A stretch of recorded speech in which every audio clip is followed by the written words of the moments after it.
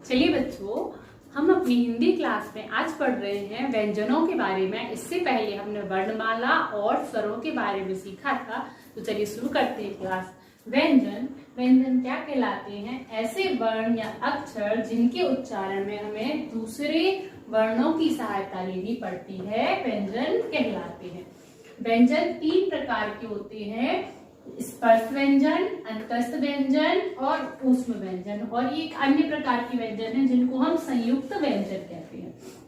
चलिए तो समझते हैं स्पर्श व्यंजन क्या कहलाते हैं। ऐसे व्यंजन जिनका उच्चारण करते समय जो वायु है वो हमारे मुख के अलग अलग भागों जैसे कि कंठ, तालु, मूर्धा, दंत, ओठ, इनको छूकर निकलती है या स्पर्श कर निकलती है, ऐसे व्यंजनों को स्पर्श व्यंजन कहते हैं।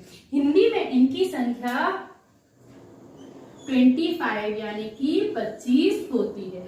अब जो ये स्पर्श व्यंजन है इनको वर्ग में बांटा गया है।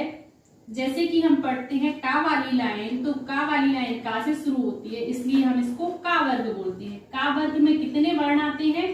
5। क, ख, ग, घ, ड़। तो देखिए, कंठ मतलब हमारे गले का ये वाला पार्ट। आप इसका उच्चारण करेंगे तो आपको इस वाले भाग में थोड़ी सी जो हवा है वो फील होगी। जैसे बोलेंगे क, ख, ग, घ, ड। तो इसका उच्चारण स्थान क्या है? कंठ। वर्ग क्या है? का। दूसरा है हमारा चा वर्ग। इसका उच्चारण स्थान क्या है? तालु। तालु समझते हैं आप क्या होता है? ये वाला जो जीभ के ऊपर वाला भाग होता है उसे हम तालु या पैलेट कहते हैं। तो उच्चारण करते हैं चा वर्ग को च, छ, ज, झ, य। फिर टा वर्ग। टा वर्ग का उच्चारण स्थान है मूर्धा। तो उच्चारण करते हैं ट, ठ, ड, ढ, र। फिर ता वर्ग। ता का उच्चारण स्थान है दंत, मतलब जब हम इसका उच्चारण करेंगे तो जो जीभ है वो हमारी दांत को स्पर्श करेगी। ट, थ, द, ध, न।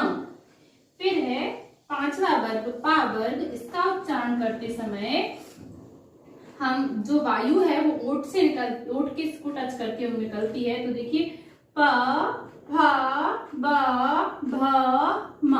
इस तरह जो ये 25 व्यंजन हैं, इस 25 स्पर्श व्यंजन हैं, इनको अलग अलग उच्चारण स्थानों के अकॉर्डिंग अलग अलग वर्गों में बांटा गया है। अब हम पढ़ते हैं सेकंड अंतस्थ व्यंजन।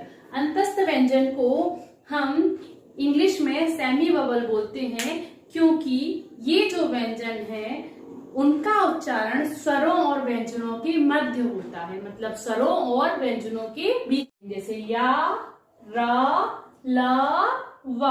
ये कितने होते हैं? ये संख्या में 4 होते हैं। आगे हम पढ़ेंगे ऊष्म व्यंजन। ऊष्म व्यंजन ऐसे व्यंजन होते हैं जिनका उच्चारण करते समय जो मुख से वायु है वो गर्म होकर निकलती है या घर्षण करते हुए निकलती है, उनको हम ऊष्म व्यंजन कहते हैं। या फिर ऐसा भी बोल सकते हैं कि ऐसे व्यंजन जिनका उच्चारण करते समय मुंह से गर्म वायु निकलती है, क्या कहलाते हैं? ऊष्म व्यंजन। श, स, सा और हा। इनकी संख्या कितनी होती है? इनकी भी संख्या 4 होती है। अभी एक अन्य प्रकार के व्यंजन है जिनको हम संयुक्त व्यंजन या संयुक्त अक्षर भी बोलते हैं। ये क्या है? छ, त्र, ज्ञ और स्र। इन्हें हम संयुक्त व्यंजन क्यों बोलते हैं? क्योंकि ये जो व्यंजन है वो 2 व्यंजनों को मिलाकर बने